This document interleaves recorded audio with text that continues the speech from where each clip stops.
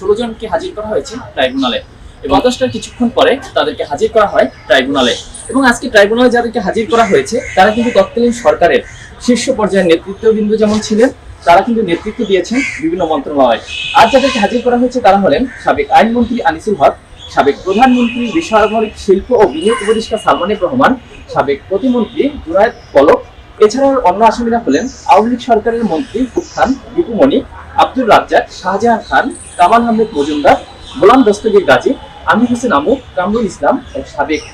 উপদেষ্টা তৌফিক ইলাহি চৌধুরী, ওয়াকার্স পার্টির সভাপতি রাশেদ খান মেনন,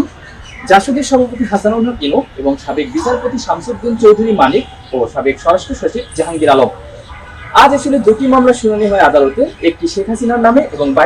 বাকি যেটি সেটি হচ্ছে 14 দলের নেতাদের মামলা। এবং সেই সাথে মামলার শুনানি শেষে প্রসিকিউশন জানায় যে শেখ হাসিনার নামে যে মামলাটি রয়েছে সেটি তদন্ত প্রায় শেষের দিকে এবং জাতিসংঘের রিপোর্টে সুস্পষ্টভাবে বলা হয়েছে জুলাই অভ্যুত্থানে যে ম্যাচাকার হয়েছে তার নেতৃত্ব দানকারী শেখ হাসিনা। সেই সাথে আরেকটি বিষয় নিয়ে কথা বলেন প্রসিকিউশন, যে সাবেক প্রধানমন্ত্রীর যে রিপোর্টে তাকে দোষী করা হয়েছে বা জাতিসংঘ যে রিপোর্টে তাকে ম্যাচাকারের হুকুমরং হিসাবে দোষী করেছে, সেই রিপোর্টটি আসলে জাতিসংঘের কাছে চেয়েছে মানবতা বিরোধী অপরাধের সংগঠিত হওয়ার যে আলামতগুলো রয়েছে সেগুলো আর কি চেয়েছে সংস্থাটি, যেগুলো চেয়েছে প্রসিকিউশন। এটি প্রসিকিউশন আমাদেরকে পরবর্তীতে ব্রিফে জানিয়েছে। তবে শেখ হাসিনা সহ অন্য আসামিদের হয়ে আইনি লড়াই করতে কিন্তু জ্যেষ্ঠ আইনজীবী জেরাই খান পান্না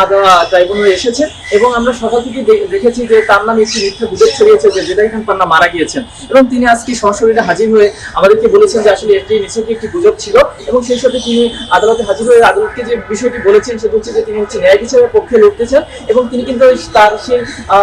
বিচারকের কাছে আরেকটি বিষয় তুলে ধরেছেন, সেটি হচ্ছে যে তিনি নিরাপত্তাহীনতায় ভুগছেন এবং তিনি আদালতে সবার সামনে, বিশেষ করে আমরা যারা গণমাধ্যম কর্মী ছিলাম আমাদের সামনে বিষয় বলেছেন যে তিনি বিভিন্ন জায়গায় হুমকি পাচ্ছেন এবং এটি তিনি আদালতের ধারস্থ হয়েছেন এবং আদালতের সহযোগিতা কামনা করছেন। এবং হচ্ছে পরে তিনি যখন ব্রিফ করছেন আমাদেরকে তখন কিন্তু তিনি নাম উল্লেখ করে বলছেন যে যে ম্যাচাকারটি হয়েছে তিনি সেটির সাথে কখনোই একমত পোষণ করেন না, কিন্তু তিনি কোটা আন্দোলনের পক্ষেই ছিলেন। কিন্তু পরবর্তীতে এটি যখন ভিন্ন পর্যায়ে একটি রূপ নিয়েছে তখন তিনি আর এদের সাথে ছিলেন না এবং যার এই প্রেক্ষাপটে তিনি হচ্ছে এই যে জুলাই আগস্টের গণঅভ্যুত্থানে বা গণহত্যায় জড়িত যে সব আসামিদের নাম এসেছে তাদের পক্ষে লড়ার জন্য তিনি আসলে এখানে এসেছেন। শেখ হাসিনা ছাড়াও যে 14 দলের নেতাদের, ওবায়দুল কাদের সহ 14 দলের নেতাদের নামে যে মামলাটি শুনানিটি হয়েছে সেখানে কিন্তু শুনানি শেষে আদালত যে রায় দিয়েছে, অর্থাৎ এই যে 12 মন্ত্রী প্রতিমন্ত্রী এবং 16 আসামির বিষয় তদন্ত শেষ করতে আরো 2 মাস সময় চেয়েছে প্রসিকিউশন এবং তাদের এই প্রসিকিউশনের যে দাবি সেটি হচ্ছে মঞ্জুর করেছে আদালত। এবং যার ফলে আরো হচ্ছে এই তদন্ত প্রতিবেদন দাখিলে আরো 2 মাস সময় পেল